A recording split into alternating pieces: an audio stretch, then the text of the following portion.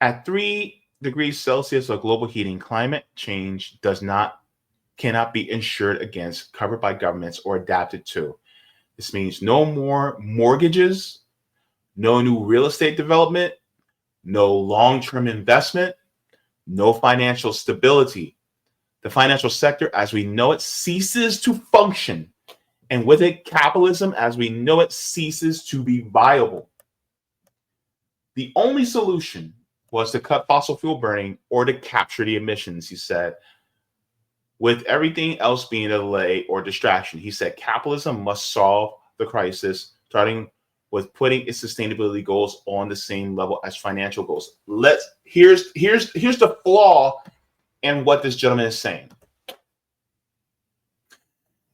Capitalism in itself is going to destroy unless it's replaced with a different economic system. Capitalism cannot save itself from itself. It is impossible. Capitalism cannot save itself any more than a person that's jumped out of a plane without a parachute can save themselves from hitting the ground.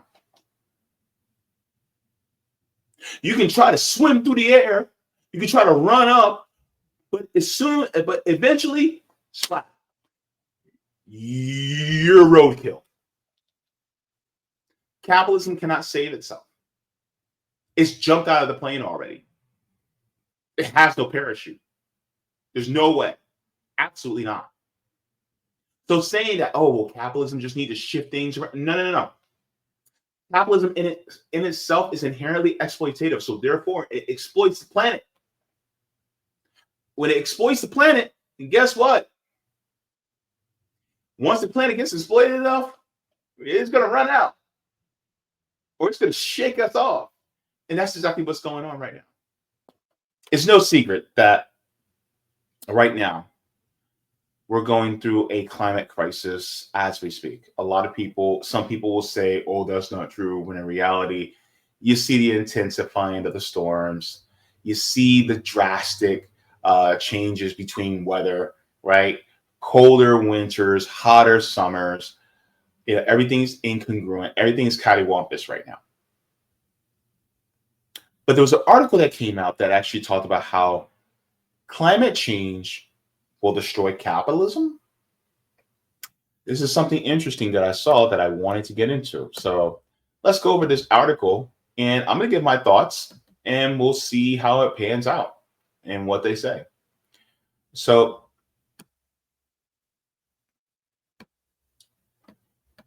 let me see this. All right, so you guys can see the article. So this is out of The Guardian. It says climate crisis on track to destroy capitalism, warns top insurer. Action urgently needed to save the conditions under which markets and civilization itself can operate, says senior Elaine's figure. So let's get into this. It says the climate crisis is on track to destroy capitalism, a top insurer warned, with the vast cost of extreme weather impacts leaving the financial sector unable to operate. The world is fast approaching temperature levels where the insurers will no longer be able to offer cover for many climate risks. That's from Gunther Thallinger, the board of Allianz SC, one of the world's biggest insurance companies. He said that without insurance, which is already being pooled in some places, many other financial services become unviable, from mortgages to investments. Now, let me stop there for a second. This is true because here in states like Florida, many homeowners insurance companies are pulling out. They are saying it is too much of a risk. We're going to lose money if we continue to insure these homes in this state.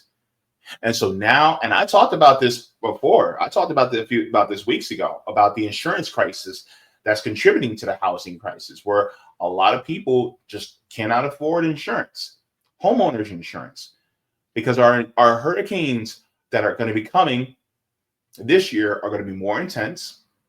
We're going to have more heat waves. We're going to have more blizzards, because climate change is really not necessarily everything just getting hotter. It's drastic changes, extremes, more cold extremes, hot extremes, right? The melting of the ice caps and then causing warmer waters. So it intensifies the hurricanes, intensifies the temperatures that also cause tornadoes. The wildfires that are happening in places like California, right? These are intensifying more. And look at what happens in the Gulf. We're going to see more storms that are taking place in the Gulf because, in the tropics, they come typically from the edge of West Africa on over, but sometimes they curl in and go through the Gulf of Mexico. So we're seeing these superstorms that are starting to emerge even more now. And if you're seeing more of that damage, that means that the risk assessment goes up, which means that you will not be able to make as much profit. And these insurance companies are privately owned insurance companies. They're private. By private meaning they're not owned by the workers. So if they're just privately owned, private insurance companies, they need to make profit. And they have to make profit year over year. And here in the United States, at least by law, CEOs have a fiduciary responsibility to their shareholders. And so if they're unable to make more profit, that's actually against the law in this country. And so now they're saying, well, we just got to pull out because we're not going to be making any money over here. Because we have to pay out claims. We have to pay out claims for all these people that are losing their homes. We're not going to make anything.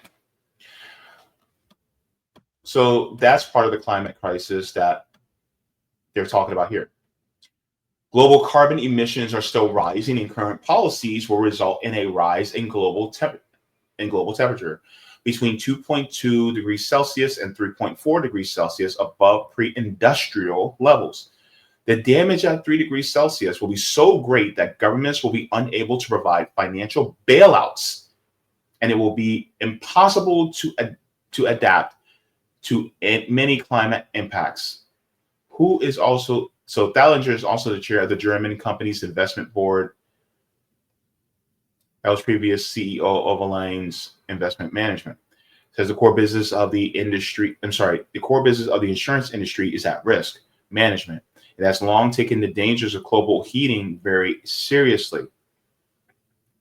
It said in recent reports, Aviva said extreme weather damages for the decades from 2023 hit $2 trillion, while Gallagher said that the figures was $400 billion in 2024.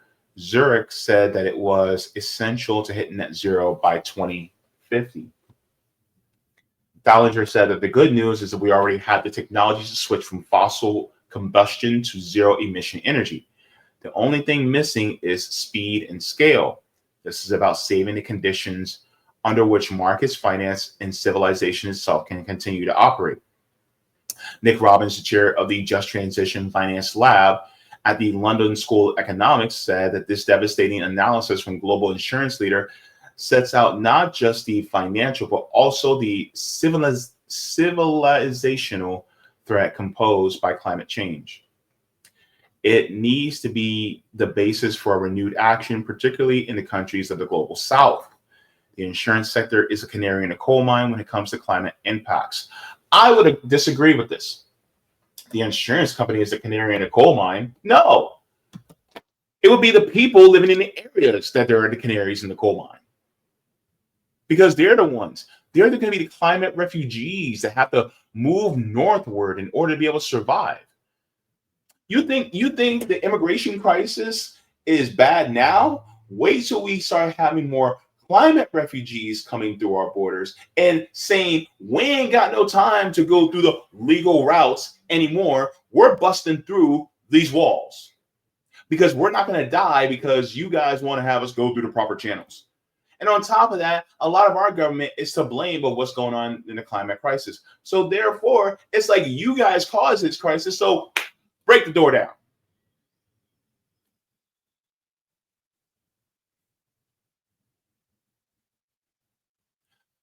The people are the canaries in the coal mine.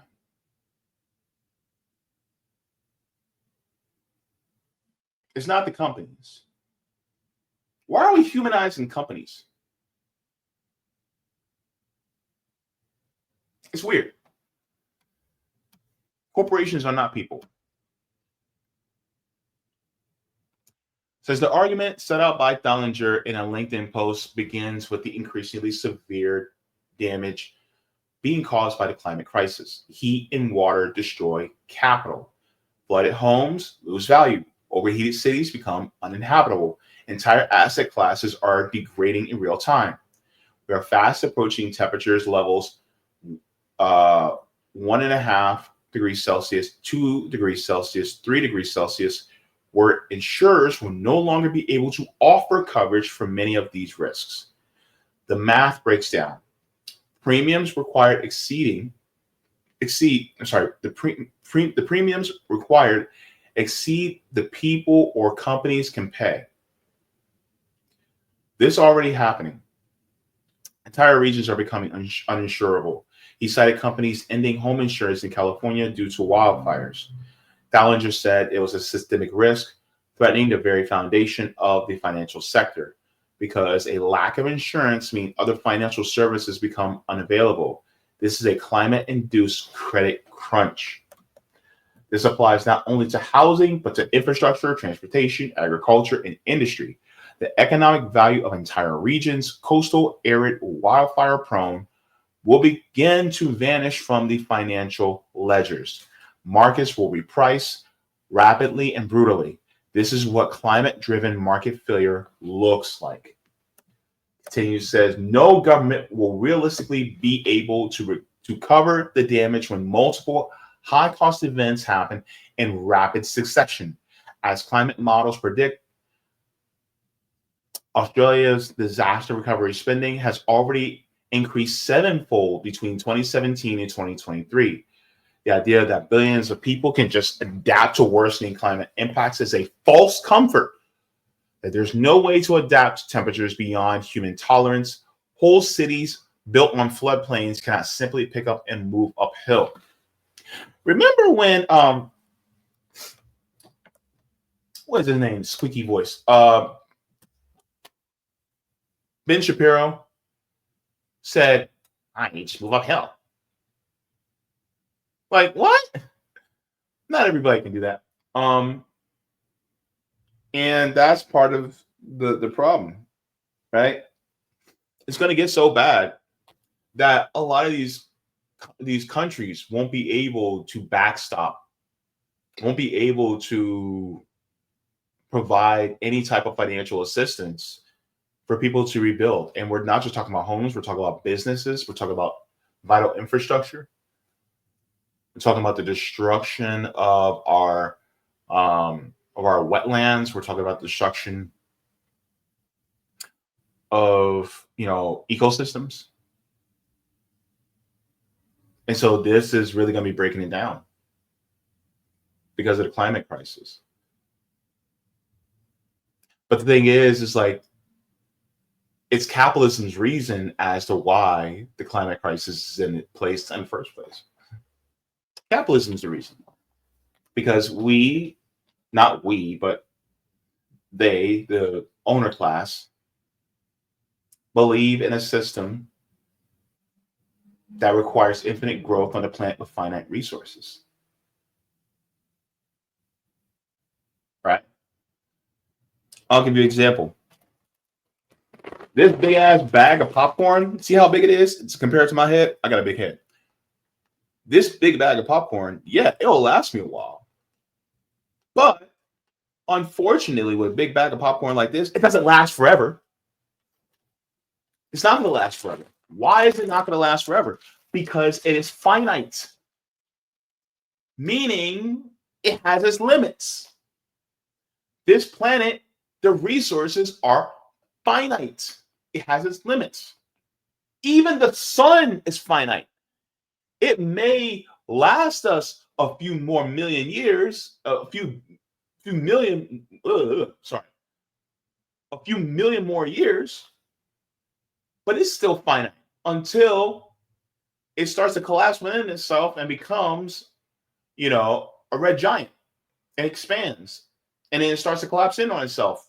And either it'll just fizzle out, or it'll explode and become a supernova. But either which, it doesn't matter. The thing is, like, these resources are all finite, and we got to stop thinking these things are permanent. And that's the problem. We smelled ourselves so much to the point where we can do this all day. It's not going to have an impact on us. And here's the crazy part. You literally got capitalists saying, this is bad, this is bad, this is very, very bad. But we're in danger. Because the capitalists that head these insurance agencies are saying, ooh, we can't insure this because it's becoming too much now.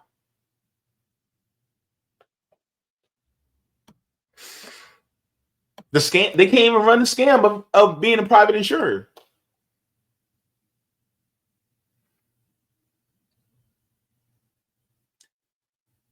At 3 degrees Celsius of global heating, climate change cannot be insured against, covered by governments, or adapted to. This means no more mortgages, no new real estate development, no long-term investment, no financial stability. The financial sector, as we know it, ceases to function. And with it, capitalism, as we know it, ceases to be viable. The only solution was to cut fossil fuel burning or to capture the emissions, he said.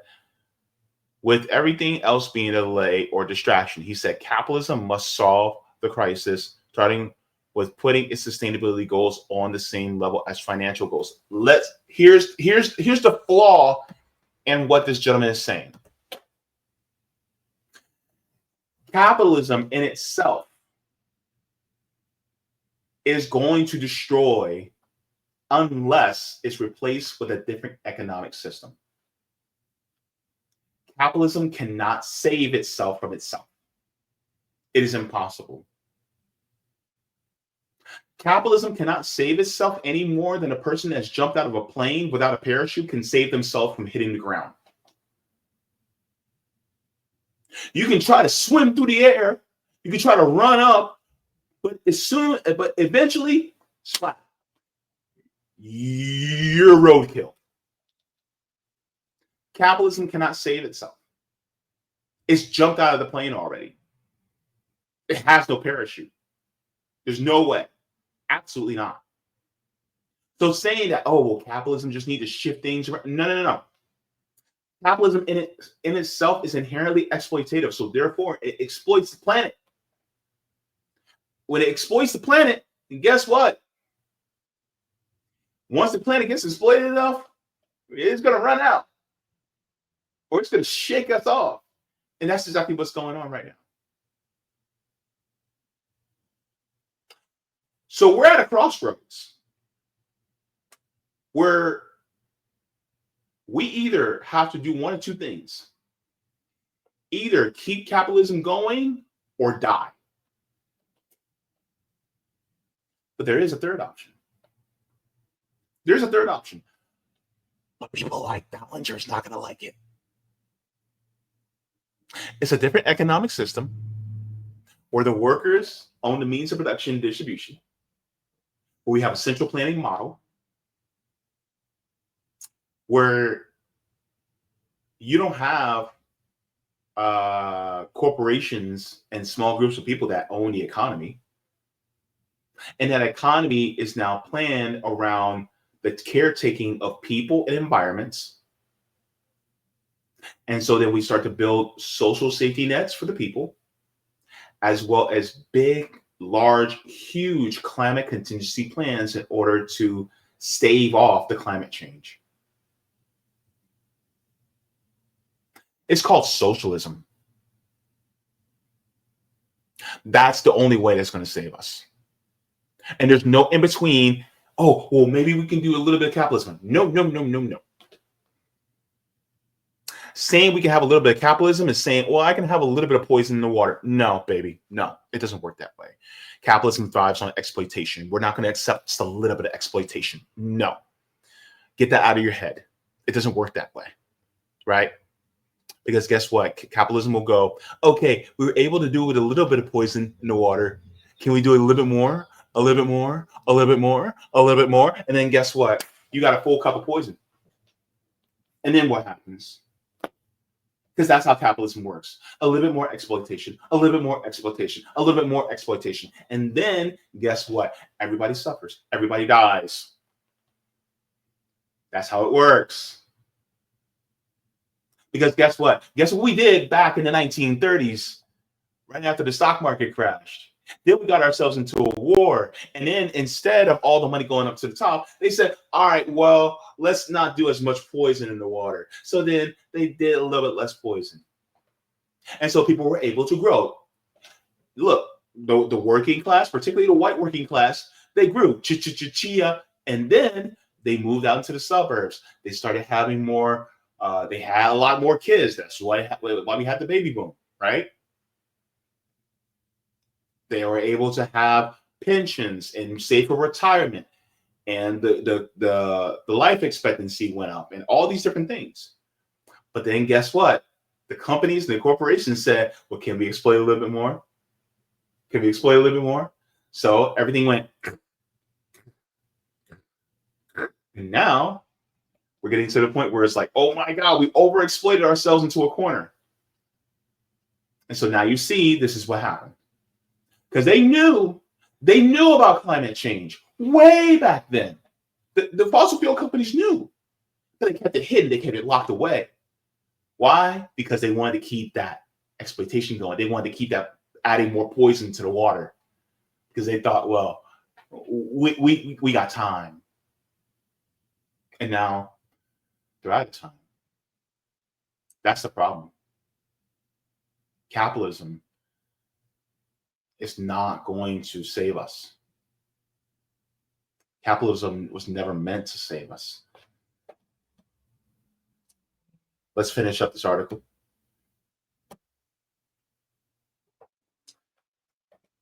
Many financial institutions have moved away from the climate action after the election of US President Donald Trump, who has called such action a green scam. Dallinger said on February, the cost of inaction is higher than the cost of transformation and adaptation. If we succeed in our transition, we will enjoy a more efficient, competitive economy and a higher quality of life. Here's the problem, though. Now, you can't do it through capitalism, because that means that you're going to have to exploit people. Even when you try to do it through the green means, you're exploiting people. For the cobalt and coltan, you're going to continue that exploitation. You're going to exploit people.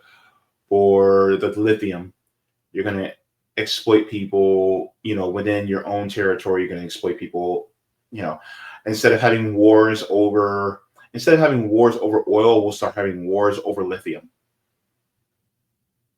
because we don't want to actually start using hemp. Because if we start using hemp, that means that everybody has it available. If everybody has it available, that means you can't exploit it. So therefore, we're going to hold that back. No. We're going to keep that in the back shelf. We don't want people to actually know about that technology. We want to be able to make more for ourselves. This is why true climate action will never happen in the capitalist system. This is why the system needs to go. And who is it going to harm the most? Those of us who are part of the working class, especially those of us who are in marginalized communities. A majority of the Black population in the United States actually lives in the southern states.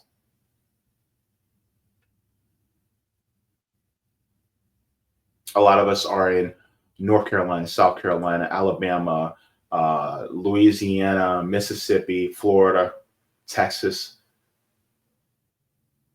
And these places are experiencing what? The hurricanes, the tornadoes, the heat waves. We got wildfires that happen here too. So who's going to make out worse?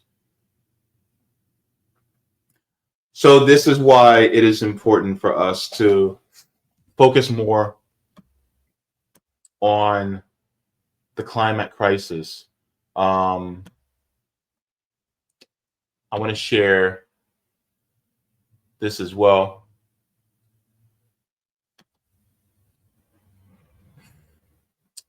Let me get this up here.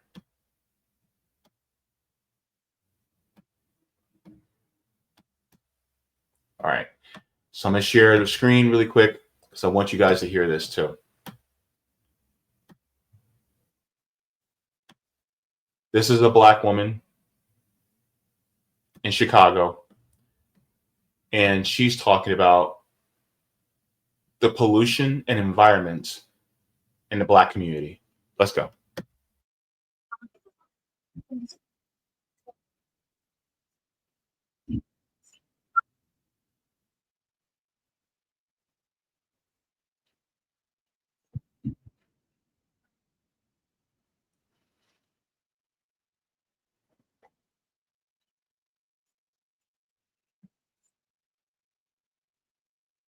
Is an isolated area, is a forgotten area that sorry, guys.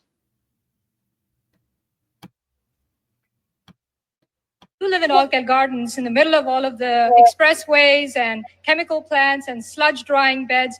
Could you tell us, for those of us who don't come into your neighborhood, what is it like? What does it smell like? And what is it like to live there on a day-to-day basis? It's like living in hell because of the odor that makes you sick all the time. And it's sickening to know that people in our area is an isolated area, is a forgotten area that no one cares about. We have infants that's born with deformities. We have a lot of respiratory problems. We have cancer. We have people that have to live on oxygen tanks in their home. Do you believe that that is related to the pollution? Sure, I do. We have a lot of people that has to be on a machine because of kidney problem, and we have a lady right back here in the audience that has to go 3 times a week to be on a machine. May I ask you what you think needs to be done in order to deal with this problem then? Do you want to shut down all the industry around here? Or do you want to move people out? What do you want to do? Close all the industry down and relocate the people. I've been asking that for years. You want to close all the industry? Sure, I do. Human health come first.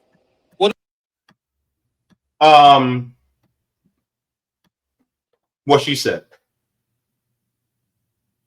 You see, in a system that puts capital first, that means you as a human come second, third, or fourth. You don't come first. That's why it's capitalism.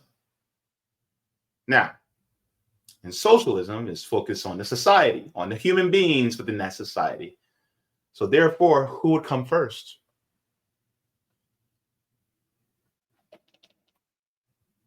Right? Think about it. It's in the names. It's in the names of what's the primary focus. Let's continue. You know, that's the problem with the industries, the politicians, and everybody else that care about the bucks. But what is happening to people's health? Well, people have to eat. Don't they need jobs? Sure. Well, let's put that in an area where no one lives, in a non-residential area, and it's still piling all this around us. We are like sitting in a center of a donut. We have steel mill, treatment plants, hazardous waste incinerators, paint factory. We have it all. And I don't think that in my community should share the burden for the whole city of Chicago. And we've been doing it ever since 1863. So you now say you time either for them move to the do people. something for us. I want to see if I understand you. You're saying either move the people out of harm's way, Sure. or shut down one or the other. Get going on it. Right. And I prefer being relocated. Is there a middle ground? Can you come to some kind of agreement with these companies? No, we're not economizing with these people in the company. We want them closed down because we feel that they're affecting our health while they're making millions of dollars each year. What she said. And they're making millions of dollars each year, not only making us sicker, but also causing our climate to degrade over time. And so every single time we try to fix something within capitalism that benefits human beings, Capitalism claws it back. The capitalists, they claw it back. They say, no, no, no, no, no. We want it for ourselves. And that's part of the problem. That's why if climate change destroys capitalism, I say good. Good. Capitalism is going to hang itself with the rope it sold us with. Because it's not going to help any of us. It hasn't helped any of us. And it will continue to not help us at all. So, with that being said, look, I honestly think capitalism won't survive because in order for us to live, capitalism has to die. It has to. Because then that means we actually have a fighting chance in this future. We'll have a fighting chance in this world. Thank you so very much for watching my channel, and I deeply appreciate it from the top and bottom of my heart. If you wish to support the channel further, so I can keep bringing you content that is educational and informative, you can become a patron on patreon.com/Jaybefaunt. You can find that link in the pinned comment or in the description below. No matter what you give, you'll be supporting independent media and education that helps make the world better. Thank you so much, and you can watch more of my content here. Mwah. Forehead kisses, and have a beautiful day.